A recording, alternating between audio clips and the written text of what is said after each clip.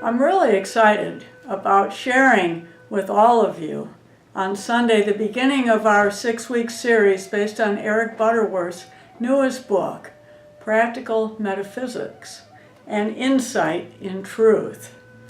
So on Sunday we're going to answer the question, what is metaphysics? And most importantly, how do we make it practical? Eric Butterworth says in the book, he says we're dealing with something that has to be practiced, and therefore we must make it practical. And I think he also uses the word practicable. I don't know if that's a word or not, but I thought, yeah, we got to be able to practice it. And when I introduce people to unity, or someone asks me, gee, what is unity? One of the first things I always want to share with them is that it's practical approach to Christianity. So Eric says that practical Christianity is about developing and supporting the business of fully expressing our God nature. And each of us is doing, in doing that, we're doing just exactly what Jesus suggested that we be doing with our lives to fulfill our potential. And Jesus said, he said, this ye shall do and even greater things. So what I really love is that any great demonstration is repeatable.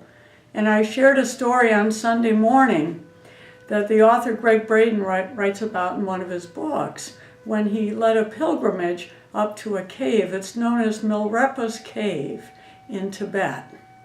And it's a famous cave where a very mystical thing happened in the 11th century. There was a yogi, he's an author and a mystic, a poet, Milarepa, who had gone through many challenges and experiences in his life. And at one point when he was in this cave, and after he had really been meditating and wrestling with the angels, we could say, in his life, he put his hand up against the wall of the cave and literally demonstrated his mastery over what we think are the limitations of the physical world, and made an impression in the hard rock wall of that cave.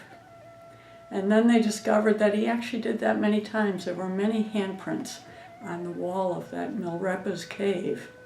And he demonstrated, just as Jesus said, any great demonstration is repeatable, that we too can move the circumstances in our lives when we are in a place of higher consciousness, when we're able to practice metaphysics in our lives. And so I shared on Sunday morning a very practical way that we can remind ourselves of this, that we all have within us that same power and presence, that ability to connect with the presence of God that can help us to lift up our consciousness, to see whatever's going on from a higher place in consciousness and relate to it in a new way, see it in a new way, respond to it, and then shift our experience.